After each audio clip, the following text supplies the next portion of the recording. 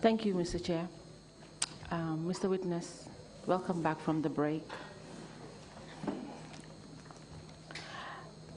Before we went on break, we talked about how your sect came into the Gambia and that you've been in existence even before independence.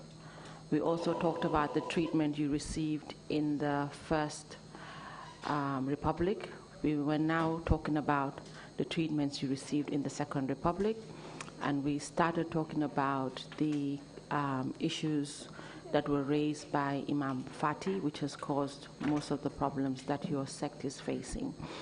At this point, I would also like you to tell us about how you run a bit of your sect in the mosque and some of the issues that Imam Fati raised about it. Thank you very much, Madam. During those days, that is between June 1997 to August, he said certain information or statements that were not correct but fabricated. One is, when you prayed in Ahmadiyya Mosque, you are paid $25. This is false.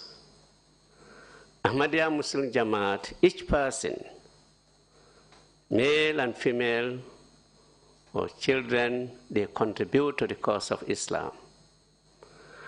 Madam, I have here my own personal receipts. In the Jamaat, we have different financial schemes. We have, besides Zakat, we have Chanda Arm. Chanda Arm, this is a contribution. You paid 1/16 of your earnings. Wasiyat, that is will, 10%, maximum 1/3 of your earnings. Jalsa Salana, this is an annual conference, and so on and so forth. So these are financial contribution areas members of the Jamaat do. For example, this is my receipt. In the month of January 2020, on the Sadaqah, $500.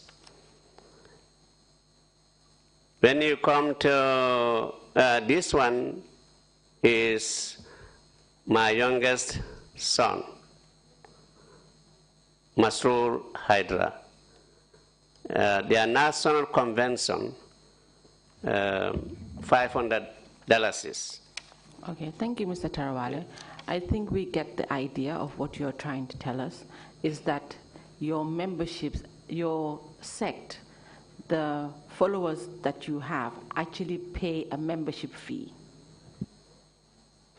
It's not a membership fee. It's during the time of the Holy Prophet Muhammad sallallahu alaihi wasallam, the companions from the first Caliph to the fourth Caliph, they all contributed for the propagation of Islam. Exactly this is what this Jamaat is doing all over the world. Sorry, so maybe I shouldn't have called it a membership fee, but a membership contribution. Yes, exactly. Thank you. Yes. So we get that. It is a membership contribution that is paid by the members. And you have actually brought in receipts to show how the payments are done. Yes, ma'am. Okay. Mr. Chair, we'd like to tender the bundle of receipts brought in by the witness to indicate how members contribute to the association. And it will be 117D.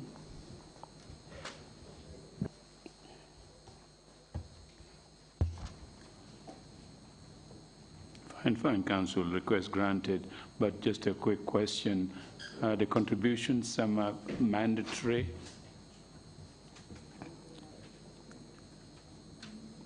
Please, can you repeat that question? Contributions, you say membership contributions now, not membership dues. Are they required? Are they mandatory? As far as you are a Jamaat member, there are certain contributions that are mandatory. If somebody doesn't have, that doesn't matter. But since you have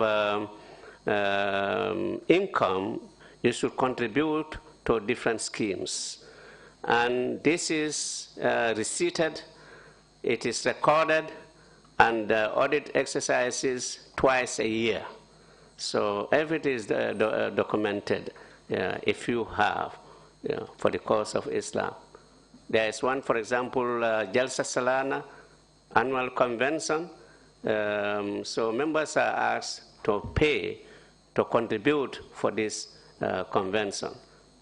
So basically, you're just trying to tell us that those that can afford it and have it should contribute, and those that cannot are not forced to contribute. Not at all, and exactly. that it does not disqualify them from being a member if they cannot contribute. Not at all. Thank you. I hope that answers your question, Mr. Chair. Thank you very much, Council. Thank you very much. If we may continue, so following still on Imam Ablai Fati, you tried to meet with him and have certain discussions. Can you tell us about that meeting? The Secretary of State, we had a meeting on Wednesday, on Tuesday, 9th of September 1997, as earlier indicated, to explain to him our dissatisfaction going on within the circle. Seeing somebody, castigating, attacking the Jamaat, and no efforts. So this is what we have indicated to the Secretary of State, retired Mamadou Bojan. And following that, you tried to attempt to actually meet Mr. Imam Ablai Fati at his residence. Yes, Madam, we did. That was earlier than the minister's meeting. Delegation was sent to the compound, about 5 or 6 of us. We went there to tell him what he is doing, let him desist. He should not continue to say something that is not true. It was in the evening, we found that he was listening to our program at Radio FM 1. So he told us to wait until he finished listening to that. So after that program, he started saying, even in Pakistan, showing us these ordinances, the newspapers they have taken from Pakistan, bring them here, So he was just justifying his efforts of attacking us instead of adhering to our advices. The mother came, the mother is saying, my son is in the hands of you people, after knowing where each one of us came from. And not only Imam Fati, we have also met the father-in-law, Alaji Karamba Jamme, in the same Bakote, explaining to him. We found, the delegation found certain people there, and they said this will be stopped. But that has never been done. So even after trying to meet with him to explain your sect better to him, he still did not stop his attacks on you. Exactly. So then from there on, that's where you had the meeting with the Minister of Interior. Yes. Then we met the minister. Can you tell us what happened after that meeting?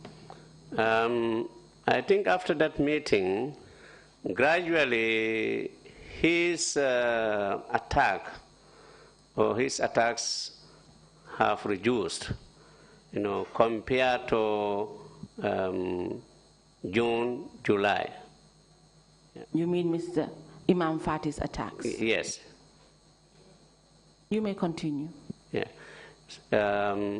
So after that, we were also responding, distributing leaflets, magazines, and also going from door to door of our Jamaas and other houses, explaining to them the situation.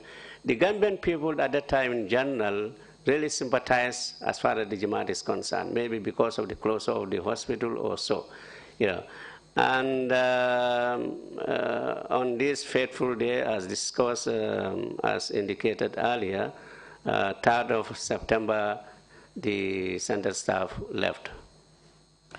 So is it correct to say that even though the attacks reduced, Imam Fati continued to attack your sect in a certain form until he was dismissed as the Imam for State House? Yes, Madam, because in October 2014, when he went to the Standard newspaper, saying that Ahmadis should be banned. So we responded. We also issued a press release distributed to all the media houses. The same day he was fired.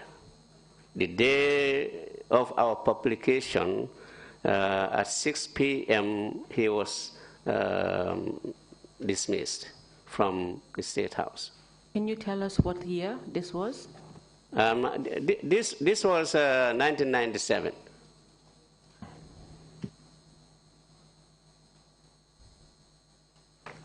The dismissal, that was 2014. Yes, I think that is the correct date. 2014, yes. October. So these attacks you're talking about, were they attacks by words only, or were there some sort of physical attacks? There was no physical attack, just by words. Thank you. So after his dismissal as the State House Mosque, when the new Imam took over, were you still facing the same problems? No. Can you tell us how the situation changed? The situation actually has changed because, the expectation was that the new Imam, instead of attacking the Jamaat, will stop from doing that. And this is exactly what happened. Yeah. There was no attack from the State House. Maybe internally that was decided by the authorities that this man is gone, and now there should not be any attack as far as Ahmadis are concerned. So you no longer received any verbal attacks from the State House new Imam? Not at all. But then you started facing different challenges? Of course, different challenges are always there. Can you tell us one of the main challenges you faced with your mosque? One of the main challenges of our mosque, Makamasre, I don't know whether that is what you are referring. Yes, the Makamasre mosque. Makamasre, demolition of our mosque in Makamasre. Makamasre is in the Woolly East District. It was on Saturday, 1st of July 2000. Our mosque was demolished.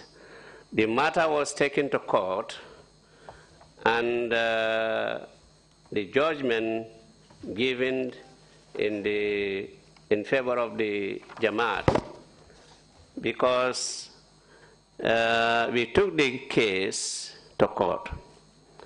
At Makamasre, the Alcalo, the head of the village, and some villagers came to our Ustaz's premises, his compound, Ustaz Musa So, who built, when I say who, the Jamaat built the mosque in his compound.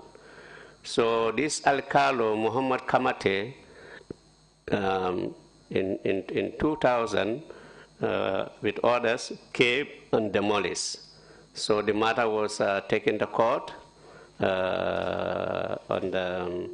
Mr. Trawally, when you say the matter was taken to court, who took the matter to court?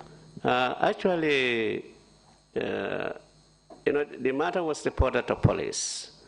So the government, I think, took the matter to court, to magistrate, Abubakar King, who did the judgment and said that the mosque must be built within 60 days, and he found each one of them $400. So is it correct to say that the Ahmadiyyas reported the matter to the police? Yes, we did. And the police found that it was wrong for the Alcalo to be involved to give directions for a demolition of a mosque without an official order from the court? Exactly. And because of that, he was eventually convicted by the court? Yes, he was. And that the court also gave an order that the mosque should be constructed? Yes, within 60 days. Thank you. At this point, we have a newspaper article for the conviction of the Alcalo, which we would love to tender as 11E.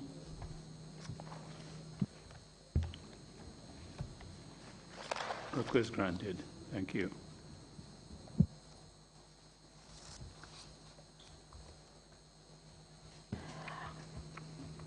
Following the reconstruction of the mosque, you at least solved that issue.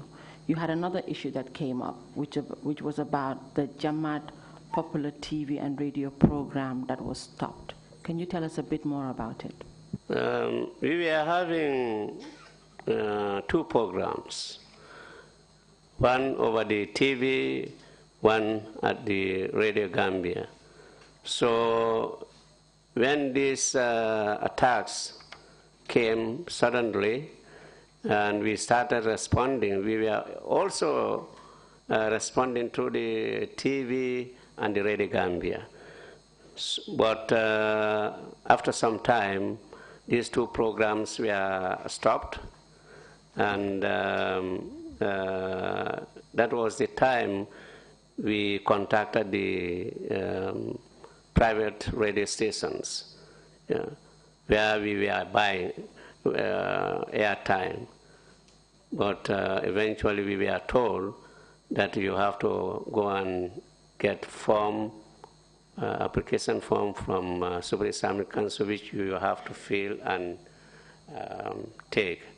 We considered that very, very wrong. The state TV, radio, we are not owned by Super Islamic Council. That's not their mandate. Much more private radio stations. So we didn't follow that instruction. So even though you had paid and you had a contract with private companies which had airtime that they could give you, you were still not permitted to use that airtime you were paid for because simply you didn't get some permit from the Supreme Islamic Council? We have airtime with the West Coast. We paid 30,000 to Star FM. So after some time, I think we use the airtime there just for few months. It's for a year. This 30,000 is for 1 year. And we were told that our programs have been stopped. As far as you know, does the Supreme Islamic Council have any right to actually stop anybody from giving a sermon or preaching on any airtime? Supreme Islamic Council doesn't have that because they are not any branch of the government, And Radio Gambia, the national TV, they are not under Supreme Islamic Council. They are under Ministry of Information, Communications and Infrastructure. and all other private stations also they are under, And these stations are also monitored by PURA. So Supreme Islamic Council has nothing to do with these programs. So can it be said that you believe the fact that because it was thought that the Islamic Supreme Council was actually having the backing of the government, that was why the radio stations actually took their word that they could no longer air anybody's program unless they had a permit from the Islamic Supreme Council? I think they were having the backing of the authorities because why the Jamaat's programs on national TV, national radio will be stopped. So easily they were just using them or backing them in order to stop our other programs on private radio stations. Otherwise, they will not dare to do that. They don't have the mandate. They are not people having the authority to stop any broadcasting. Thank you very much, Mr. Trawally. So if we may move to your next issue, which was the Yorubawal Mosque. Can you tell us what happened? For Yorubawal Mosque, one time when we wanted to build a mosque there, it was stopped by the chief of Wulli. But after discussing, after our delegation going to the chief, we were allowed to build mosque in Yorubawal in 2001. Did the chief give you the reasons why he initially stopped the construction? I think initially the chief has listened to some of the villages that there should not be two mosques in the village. But when we went there to explain, the delegation went there to explain, he was able to understand. So it was not based on any government order or directive? Not at all. Thank you. So then the next issue from that one was about the mistreatment of the 85-year-old gentleman. Can you tell us about that? He was the Alcalo of Morekunda. Morekunda is Wulli East District. He's an Ahmadi. He has given a land to the Jamaat. This land, because of various influences or so, obstruction, somebody else claimed that land. The matter went to the Kiev, then to High Court in Banjul. It has taken so long that I have to come and tell these people, I think it's better, let us look for another land. So there is a family, Danso family. They gave a very strategic location, and this is where we built our mosque and mission houses, because this other one is taking too long in court, so we didn't pursue. Is it still in court? Well, it is lying somewhere, but as far as we are concerned, we are not interested. Maybe sometimes there are trials and difficulties, but at the end, you feel happy because the land that was allocated, very strategic place, just next to our school in Morekunda. We have a basic cycle school in Morekunda. So I think that's maybe the will of Allah that we should have this mosque in that location.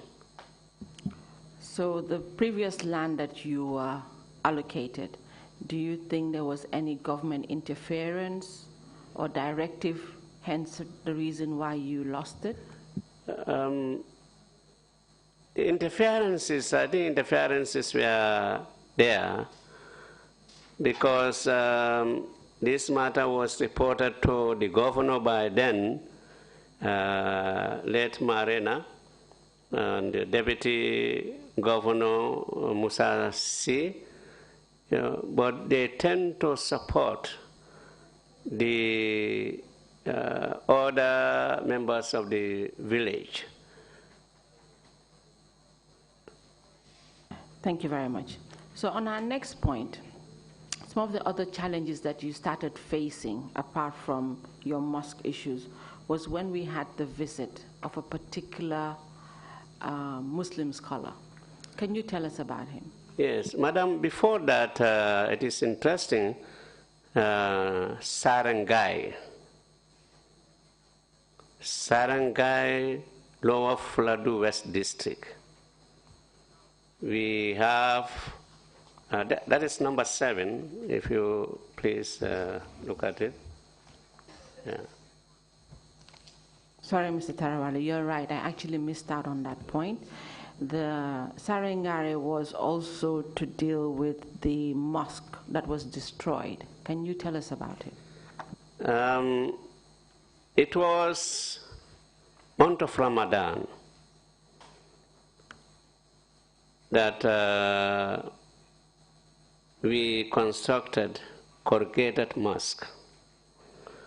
But before that, the president of Supreme Islamic Council, Alhaji Imam Mahmoud Lamin Toure of Gunjur, Kombo, paid a visit to the village, and this was on Wednesday, 29th June 2011.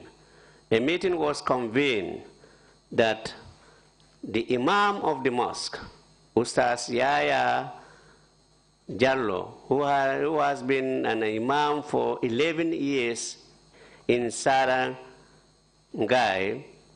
should leave Ahmadiyat and become a Tijan. And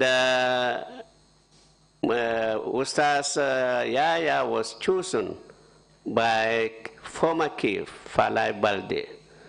But when he passed away, the son became an Alcalo Ali Mahdi Balde. He said, if Ustaz did not become a Tijani, then he's not going to be most of the village. And most of the contributions towards the construction of that village mosque, 75, was done by the Ahmadis in that village. So Supreme Islamic Council, the president went there. They even asked people to raise their hands, those who want Ustaz to become Imam. Most of them, they raised their hands. But the controversy continued. So I asked them to leave the mosque so that there will not be any controversy or any fight. They constructed a corrugated mosque in the village, in the compound of Ustaz Yaya. So Supreme Islamic Council didn't like this. The matter was reported to them. They sent a letter, and this letter, they said the mosque should be closed. The governor, Governor Alhaji Gani Toure, also wrote a letter on 12 August 2011 for the mosque to be demolished within 24 hours. So the Mr. mosque Toure, was, they asked... Sorry, just to get the dates, can you tell us what year these events took place? Supreme Islamic Council wrote its letter 9th August 2011 to the governor for the immediate closure of the mosque. Can you tell us the context of the letter?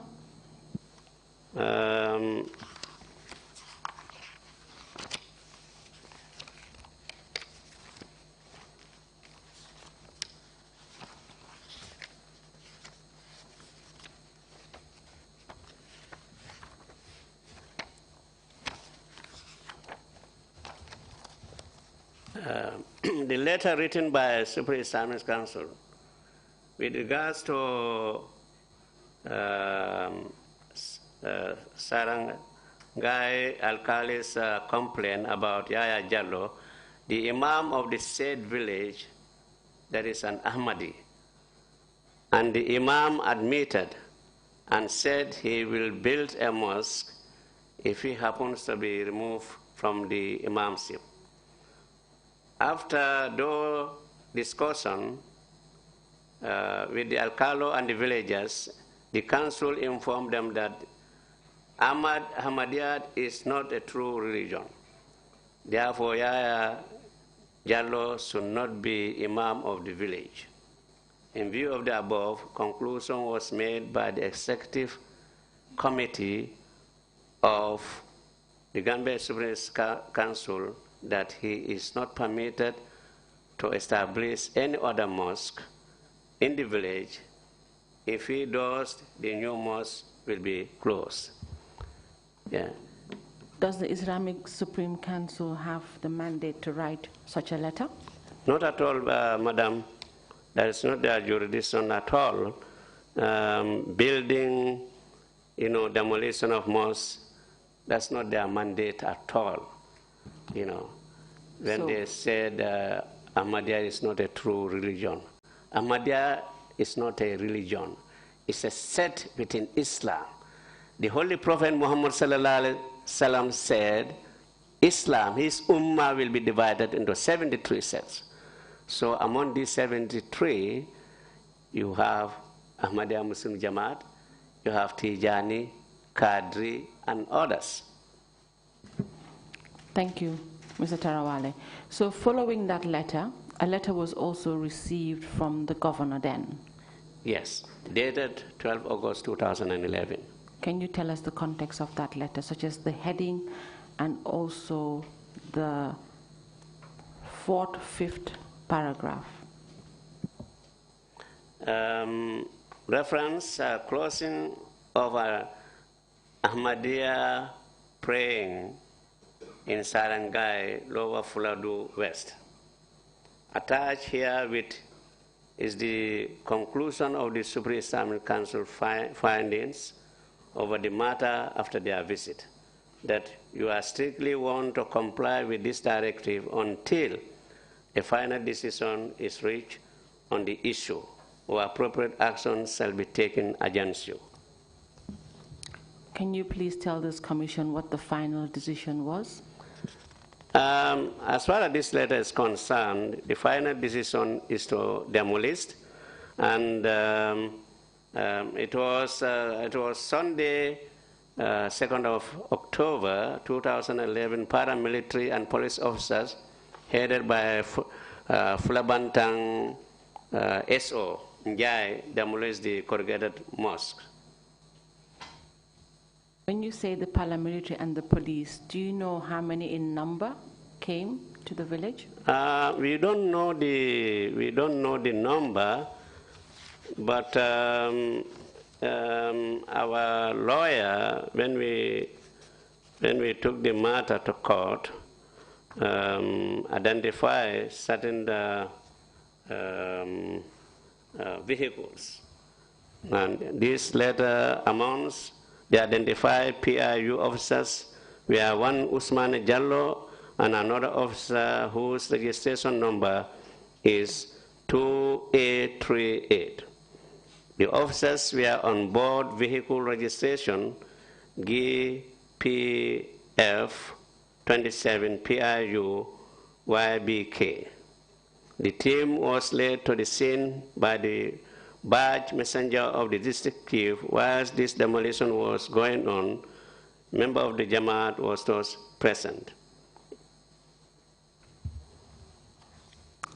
Were the police officers or the PIU armed in any way? No, they were not armed.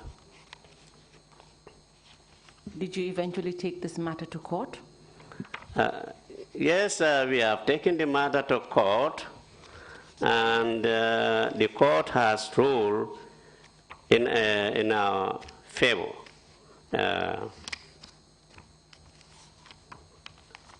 Ruling was done and order was given. Our lawyer was Mr. Boriture.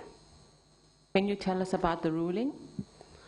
The ruling is a long one, but maybe the last part I can read. I also submit a right that is given by the Constitution cannot be taken away by any other law. As submitted by Council in Section 4 and Section 5 of the 1997 Constitution, everyone in the Gambia has the right to worship his or her religion without fear or favor or interference by any authority. From the above, I submit that the accused have no case to answer. The accused, Yaya Jallo, is hereby discharged accordingly. Case dismissed. And Madam, before, Yaya was asked to demolish this mosque himself. He refused, he said never. He was taken to Fulabantang police, afterwards taken to Bansang police, and then remanded for one week in Janjambre prison, remand prison. Thank you very much, Mr. Trawally. So from what you have said, it seems it was the state that actually took him to court. Exactly. Did you, as the Ahmadiyyas, take any action for the non-demolition of the mosque? The action we have taken the matter to court, and the court has given his ruling in our favor and giving order also that we have the right to construct the mosque. So maybe that part I can read. It is also the order of this court that said Yaya Jallo and fellow Ahmadiyya members likewise should not infringe on the right of others of the same community in the exercise of their right of worship. Any violation of this order will be considered by this court as a contempt, and necessary action will be taken. So were you eventually able to construct the mosque? Yes, a very solid mosque in Sarangai. Thank you. Mr. Chair, at this point, I would like to tender in the documents from their lawyer and also the Supreme Islamic Council and the letter from the Governor then, Kani Toure. And it shall be Exhibit 117F. And Madam, there's also the photo of the demolished mosque. It's just that the quality of it is not very clear. Yes. That is why I did not put it before the Commission. But the documentation that we have already submitted is enough to show. You can have this. This one is a little bit clear.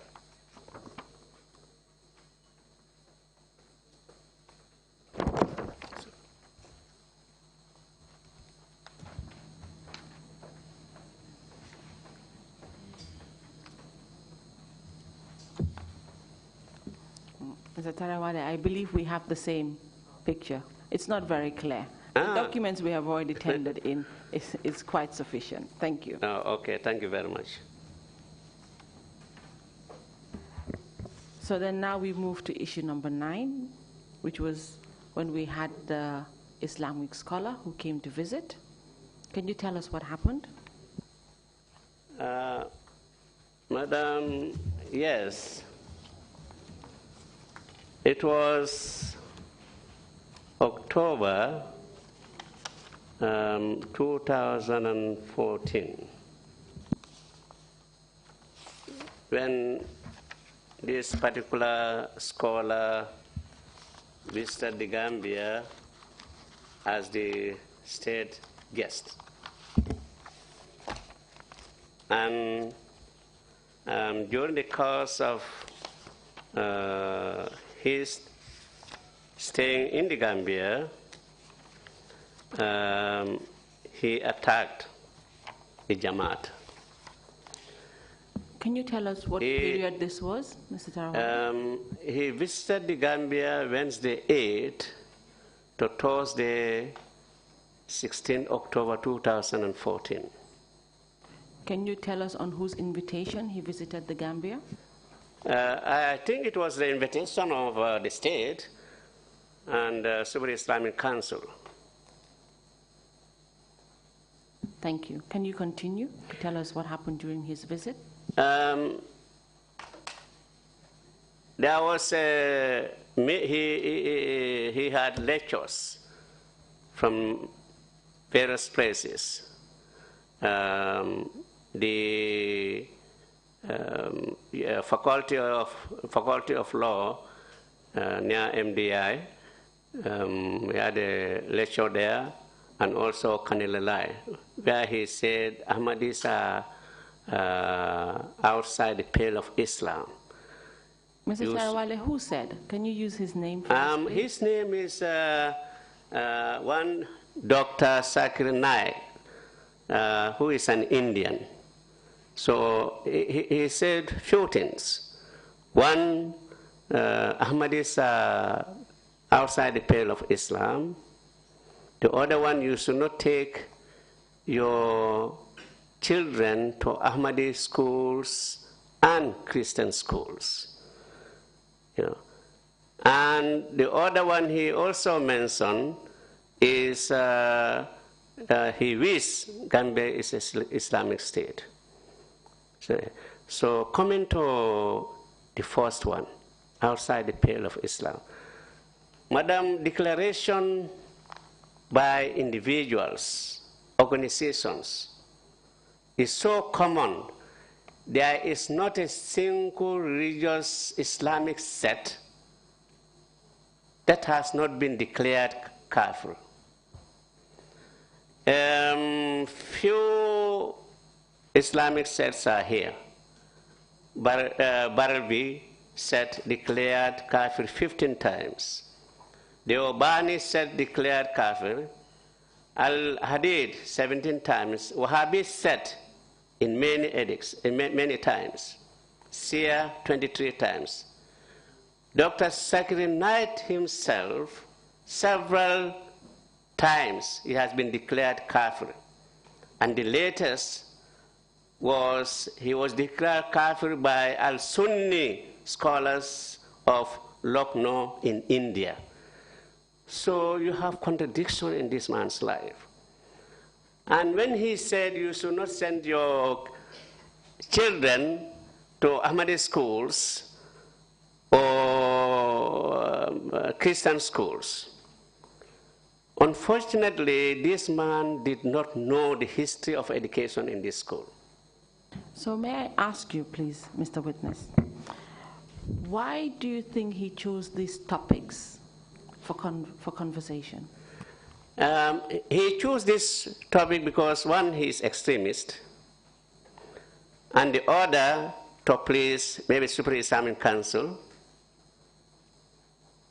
And going back, as I said, the education system of this country was established by the Christians. And all the schools in this, all the high schools in this country, they were all in Banjul. So you can see the sincerity, generosity of people of Banjul. Because people from the provinces, when they come, they need guidance. So, being that people of Banjul has taken this burden, and these Christian schools, there's not an occasion or time when you are asked to convert from being a Muslim to a Christian. As I went to St. Augustine High School, as earlier indicated. We did Bible, Father Murphy, Father Tammy, Father Clary, but never at any time we were asked to be Christian. And when you come to Ahmadiyya Muslim Jamaat, Ahmadiyya Muslim Jamaat was the community that established high schools outside the city of Banjul, besides Armitage. Armitage was opened 1927. 1927 only for the sons and daughters of chiefs, prominent members and others. Afterwards, of course, that was changed. Nusrat High School was the first high school outside the city of Banjul. Nasir High School in 1971. Nasir High School in 1983 at the end of the country. In the middle of the country at Mansa Konko in 1988. So this man didn't know the history, the contributions of these missions. And Madam, it will be interesting that Dr. Zakir Naik himself attended Christian school called St. Peter's High School in Mumbai, a place called Masagon in India. He himself. Thank you, Mr. Trawally. Sorry, Madam, let me come to the college. Continue. For a Hindu college called Kasni Chan Kelaram College in Mumbai, in India. That's why he did his medicine. Kelaram is a famous name in the Gambia because we have a place, I think vehicle supermarket called Kelaram, something like that. It was the first beverage factory in the Gambia called Kelarams. Yes, okay. And besides that, Islamic Republic, I wish. And we wrote against that. Ahmadiyya Muslim Jamaat, we wrote against that. We say it's not a good idea. Islamic Republic, women and children and minorities are the victims. This is always the case. It has not worked anywhere. These are the clerics, these are the fundamentalists they want to introduce. And this particular man, Dr. Zakir Naik, he will not visit a country once or twice, there will not be a problem in that country. And this is why recently, some years ago, they banned him in certain countries, including his own place, India. He is now in hiding somewhere. So you are telling this commission that you believe that the visit of Zakir, Dr. Naik, actually caused problems for the Gambia? Definitely, big problem. Problems being that he tried to interfere too much in our religious harmony that we already had that existed. That is true, Madam, because when you come to Christians and Muslims in this country, so cordial that you cannot talk of any segregation. Religion is personal, faith is personal, and this is what the Holy Prophet Muhammad ﷺ said. You think we the Muslims today, do we have the heart to let Christians come to our mosque and pray there? The founder of Islam, Hazrat Muhammad Mustafa sallallahu alaihi wasallam did that. Najran, the delegation that came for questioning, during the time they wanted to go out and pray, he said, this is house of God, churches, synagogue, mosque, they are all places of worship. But we don't have that heart to accommodate, to tolerate. The same Imam said, when there was a remark by Honorable Oje, I have the paper here, should be hanged, because they misquoted that man. When you said the same Imam, can you tell us the name? Imam Abdullah Fati, saying that OJ said this mosque should be destroyed. Misquoting. During the time of, if it is during the time of Sayyidina Omar, the second Caliph of Islam, this man should have been beheaded. OJ should have been beheaded, maybe another person also. Okay. Sorry, madam. OJ didn't say that a mosque should be destroyed. What about today if Christians said in the State House, in the public places, we want churches there? For equity, for justice, are we going to accept? These clerics, you think they will accommodate? Because you think that it's a majority. Muslims are a majority in this country. Madam, one thing, majority is a worldly affair. Majority is not hereafter. Because the Holy Prophet Muhammad sallallahu alaihi wasallam, Allah Almighty told him, if you follow majority, you'll be misled in the Holy Quran. So when we are the majority, we are the majority. No. Piousness, righteousness, fear of God, that is what is important. Thank you very much, Mr. Trawally. I believe we had already moved from Imam Fati, but thank you for raising this point again. Just to go back to Dr. Zakir Nai, from what you have already told the Commission, he seemed to have been an extremist in Islam. Is that correct? Exactly. And he even preached on the lines of turning the state into an Islamic state. Mm-hmm. Yes. Can you tell us what happened after he made such pronouncements?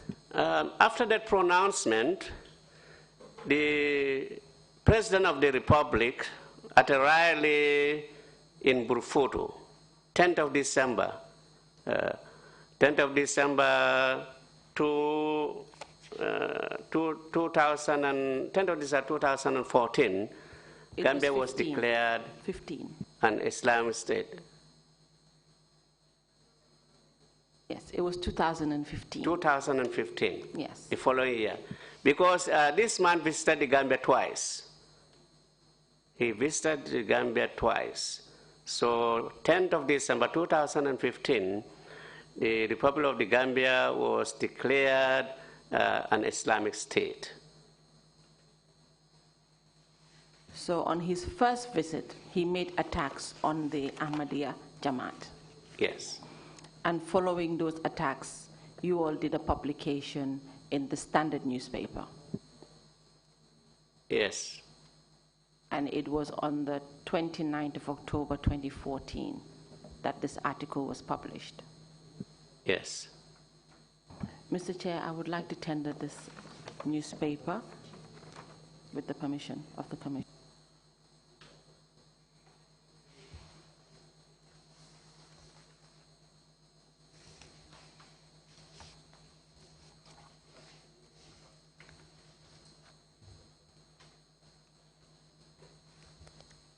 Mr. Tarawala, do you have your copy of the paper?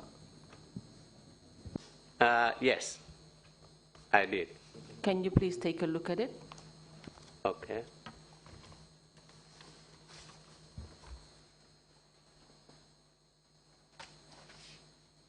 Council, while he is doing that, Are you giving this one an exhibit number? Yes, the exhibit number will be 117G. G. Thank you very much. Request granted. Mr. Trawally, can you identify it, that it is the paper of the 29th of October, 2014? The standard, huh? Yes, the standard Okay. paper. This is page 8. Can you tell us the caption of the paper? The headline. Who is a Muslim and other clarifications. Is that the one? On the first page of the paper,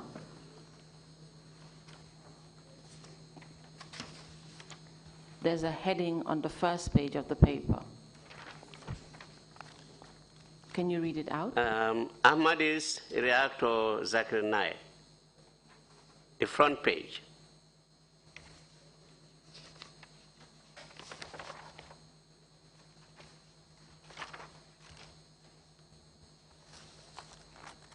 Then it started page 2, then to page 8 and page 9.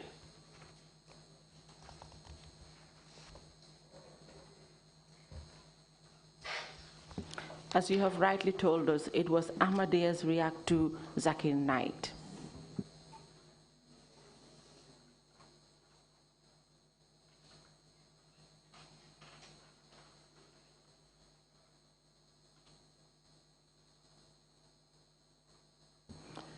Can you please read for us the caption in page 2, on page 2? Page 2. Yes.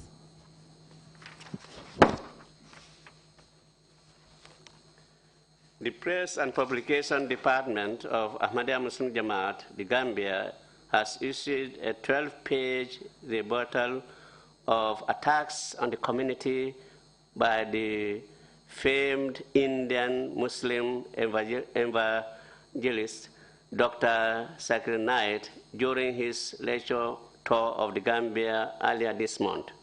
We reproduce full letter below and in the center spread on page 8 and page 9.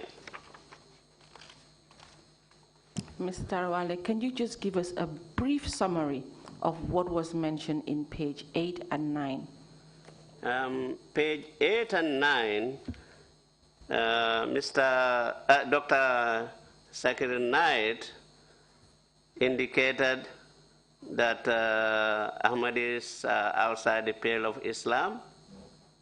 He mentioned that, and we also responded. We said there's not a Muslim said that has not been declared a non-Muslim. We also indicated his schooling as indicated in this proceeding. So if I may just help you a bit, Mr. Trawally, if you look at the article, you have 4 columns. Yes. I would like you to go to the last column, which is the 4th column, and you start reading from where it says, "It is clear from the foregoing verses." It is almost the 2nd paragraph on the 4th column. Yes. Thank you. Okay. Madam, there is a portion, with your permission, I want to read and then come to that. That is the 2nd column. Mr. Chairman, we have the permission. Okay. It is clear from the foregoing verses and the hadith of the Holy Prophet Muhammad sallallahu alaihi wasallam that one should not presume to know what is in the heart of another person. It is also categorically said that one should not accuse a person who claims to be a Muslim of being a kafir. In the light of the importance of the matter under discussion, it is worth to state the true definition of a Muslim, as initiated by Sayyidina Khataman Nabiin Muhammad sallallahu alaihi wasallam. We provide here on the teachings of the Holy Prophet Muhammad sallallahu alaihi wasallam. You want me to continue? On the paragraph that I had indicated. Under that paragraph, you have number 1 and number 2. Because this Katamana bin, these clerics, that's what they are using. That the Holy Prophet Muhammad sallallahu alaihi wasallam is the final prophet. The Ahmadiyya Muslim Jamaat believe in that 100%. We believe that the Holy Prophet Muhammad sallallahu alaihi wasallam is the law-bearing prophet. And there will not be any change in this Holy Quran, any dot. This is what we believe in. But it was the Holy Prophet Muhammad sallallahu alaihi wasallam who himself said, my Mahdi, the promised Messiah, and my Mahdi will come, and he will be a prophet 4 times he mentioned. And other scholars, the same interpretation. Na Aisha, the wife of the Holy Prophet Muhammad sallallahu alaihi wasallam, said, you can say that he's Khataman Nabiyyin, but you cannot say he's the last prophet. Also, the son of the Holy Prophet Muhammad sallallahu alaihi wasallam, at his demise in the grave, he said, if Ibrahim were to live, he would have been a prophet. So somebody, an ignorant, will say, that's why he died. And this Khataman Nabiyyin verse was revealed 4 to 5 years earlier than the demise of the son of the Holy Prophet Muhammad sallallahu alaihi wasallam. This is why Ibn Arabi, he's one of the Sufis and saintly person, who said there will be prophets after the Holy Prophet Muhammad, but they will be on law-bearing prophet. They will be reformers. They will be reformers who will come to reform, to rejuvenate the purity of Islam, to guide mankind. Everybody, as far as they are concerned, being a Muslim, everybody believes that Mahdi is coming, the Messiah is coming. Nowadays, they are not talking about it. What are the signs of the coming of Mahdi? They said if Mahdi comes, he will kill the swine, he will kill the pigs, no engine will work. You know, Mahdi will have a lot of work to do, going around, killing pigs, and it will take him more than 2,400 years to slaughter, to kill the swines in the world. And he's going to have problem with the animal rights, and even how many court cases he's going to attend. Thank you very much, Mr. Trawally. Just to take you back a bit, the important point is that you felt that Dr. Zahid Naik attacked your sect, and in that attack, you felt it was necessary for you to respond and clarify who is a Muslim, hence why you wrote this article. Exactly. Thank you. Madam, there is a portion about Muslims and Christians. If you will allow me. I think you already mentioned that earlier when you talked about how we had peace between the Muslims and the Christians and how we had Christian schools. I think you've dealt with that issue. Thank you. I'll get to that one.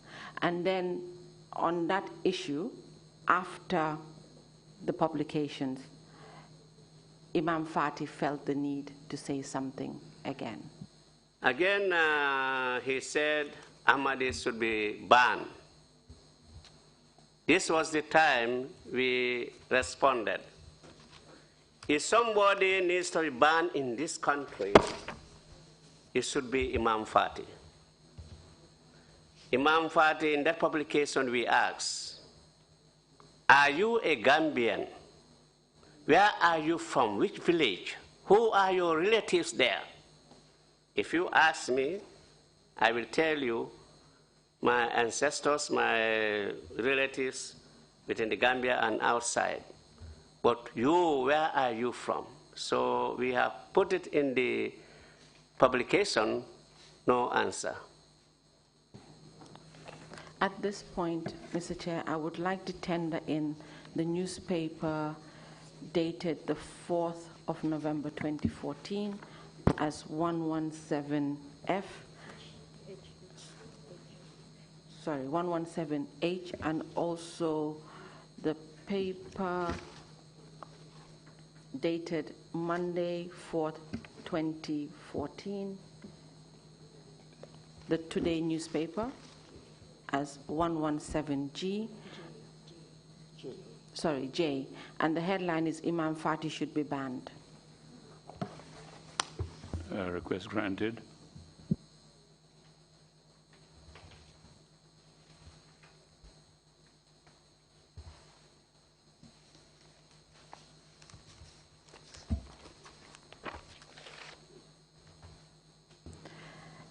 Mr. Trawally? Yes, madam. I have heard everything you have said. I would like you to note, though, in this commission, it doesn't matter who is actually right or who is wrong. The important thing for us is that the law guarantees the right of the person to freely exercise his or her religion.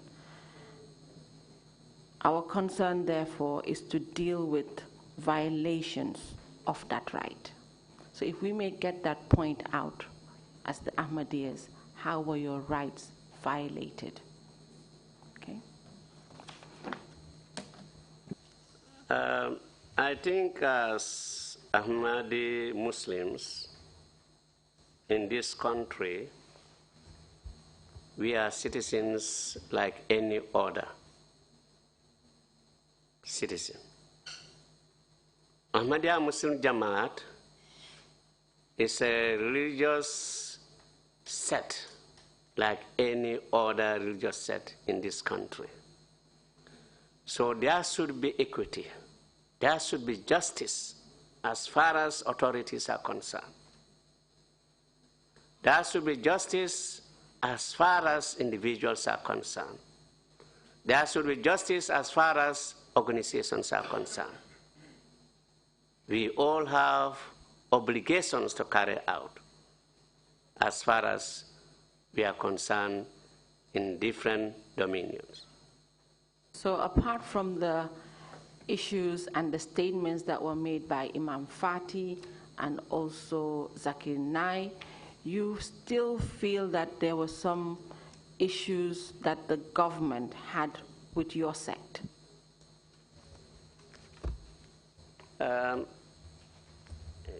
Yes, that time, of course, and even now, because the same people, they are using different forums. When you say the same people, the same Supreme Islamic Council, the same Imam Abdullah Fati, they are using different forums attacking the Jamaat. A radio station should not be used to attack another set or a person. So this difference in the way that you practice, it brought some sort of difference between you and the then president, Yahya Jammeh. I don't know whether we have a difference between us and the president. You see, Madam, when the president was elected in 1996, on the 26th of January, 1996, the Jamaat was one of the first to go and congratulate. On that particular day, the president acknowledged the services of the Jamaat, including medical and education. He even said what the Jamaat did is more than 30 years of Sir Dawda's government's contribution to the economy. Yeah. So I think sometimes you have agents walking, saying this, the president did this, the president said this, this and that. We have seen that. A courtesy call to the president during Korite. I was attending throughout. But the last 2 years or so, I was stopped from attending because they were not sending the invitations. When you say they, who are you referring to? They, because the chairman of that occasion, called Banjul Muslim Elders, he is responsible to distribute invitations to different persons, different religious leaders and persons. So we are not receiving ours. The very year we were brought there, the chairman and Imam Abdullah Fati both said, today only the Muslims are here. We were not there by then. So why do you think you are no longer receiving invitations to attend? Yeah, they decided that we should not attend. You know, this is what they are saying. But why? Why do you think they thought you should not be invited and that you should not attend? Because they think that this is a Muslim occasion. This is their thought. Each one of them, because if you come to Imam Fati, he declared on Saturday, 30th of November, 2019, at Gaddafi Mosque, during the celebration, graduation there. He said, we are Salafis. Nobody can sit on our heads. We are leaders of our own. You know, Salafis, these are the most extremist elements as far as Wahhabism is concerned. And you have been declared kafir. So, who else? When you come to Tijan, that holy man, Sheikh Ahmad Tijan, pious person, saintly person, they were all declared, Sheikh Abdul Qadir Jalan, they were all declared kafir by other scholars because of difference of beliefs or difference of opinion. So you believe that you are no longer being invited because you are not considered to be a Muslim? That's what they think. But is that your understanding, that you are no longer being invited because they believe that you are not a Muslim? Yes. And since this president has left, have you now been receiving invitations to attend any of these meetings? Madam, we are. Now we are attending. Thank you. Yeah. Okay. And one thing about that, during the time of Jawara, up to during the time of the president, Jammeh, former president, Jammeh, you know, different people are given the floor to talk. But now they have taken away that facility or that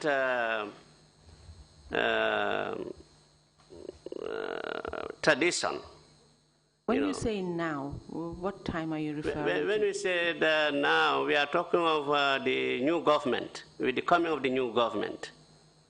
With the coming of the new government, the number of people who supposed to talk, who supposed to give their, their congratulations to the president or so, the number has been limited, has been reduced, And Madam, it is important to say that, they'll be saying Banjul Muslim elders coming to the State House. Yes. In colonial days, they started because of love of Islam. But now, it's not only Banjul elders. It's the Gambian elders. It's religious leaders. One time, PPP was People Protected Party. They have to change the name to PPP, People Progressive Party, because it's not only for one section of the country, it's entire country. So this tradition, the Banjul people, they started that, and it's not only that only one, because they love Islam, and because of that, they were able to pay courtesy call to the head of state.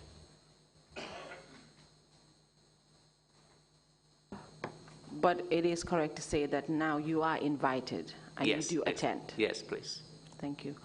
At this point, Mr. Chair, we would like to take the second break, and we'll continue when we come back. Just to do 10 minutes early. Thank you very much, Council, and thank you, Mr. Trawally. We will resume at 2:30. Meeting is adjourned. Thank you.